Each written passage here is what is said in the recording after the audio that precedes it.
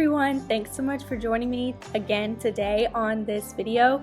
We are going strawberry picking. Now, we actually waited till the end of the wire to do this. It was 95 degrees and we only stayed out 20 minutes and we were sweating by the time we got back into the car. So today I wanted to show you guys a honey sweetened jammed recipe. Now this is a very small batch, and the reason I'm doing this is because I'm not sure if you have ever been to a you pick fruit kind of thing before, but it actually was really expensive for me to get 2 gallons of these fresh you pick strawberries. Of course it was worth it. They are delicious and wonderful, and I wouldn't trade them, of course, but it is a little bit more expensive than if you're just buying organic strawberries at the store. But I really wanted to support a small farm and get these strawberries. We let our berries soak in a bath of vinegar, baking soda, lemon essential oil for about 15 minutes. Top them, and here I am adding about 2.5 pounds to a bowl where I'm going to mash them with a potato masher. You can also use a blender, but I do it by hand because I like having the little pieces of bigger strawberry in my jam.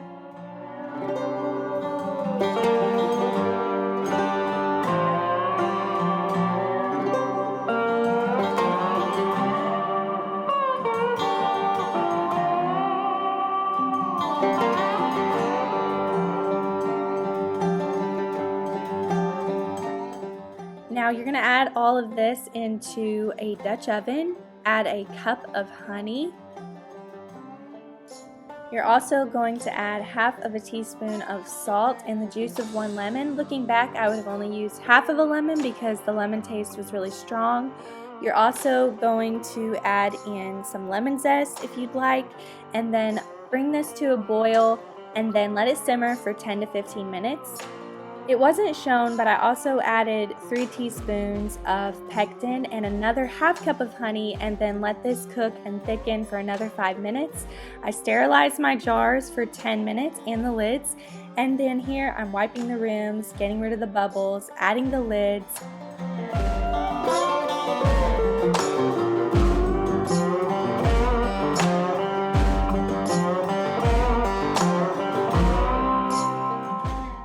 You want to process these for 10 minutes, then turn your water bath off, let them sit in there for 5 minutes, and then take them out and hopefully hear that wonderful pop.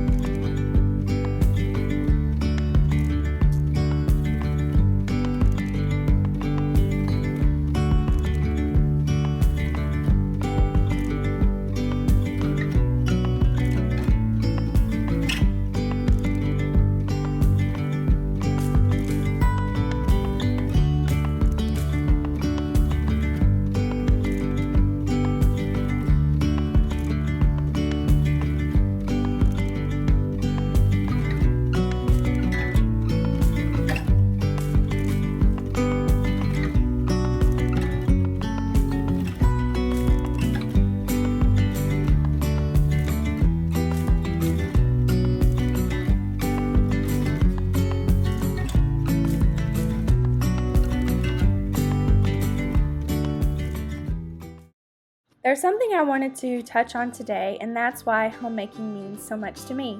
Now, I got married at a very young age compared to society standards especially, but I knew right off that I wanted to stay at home and be a homemaker. Now, I'm extremely stubborn, and I knew I wanted to do this, and even though I had several people telling me that I shouldn't do this, I should go to college, live my best life apparently, honestly, a sentence someone actually said to me was, getting married and having children was the last thing that I needed to do. That needed to be the thing I did when I had nothing else to do in my life.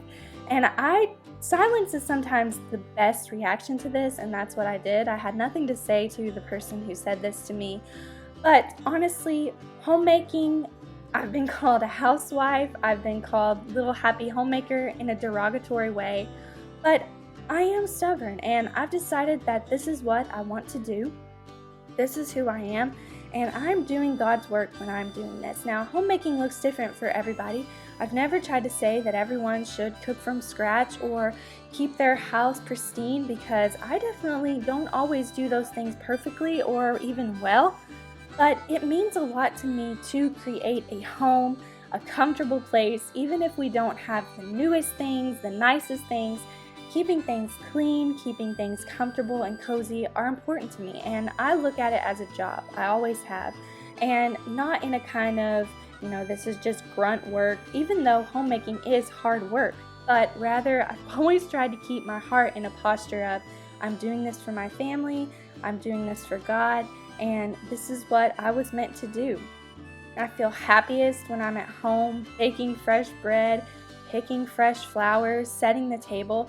And this does not resonate with everyone, but I love seeing the happy, comfortable faces of my family when I do these things for them and serve them in this way.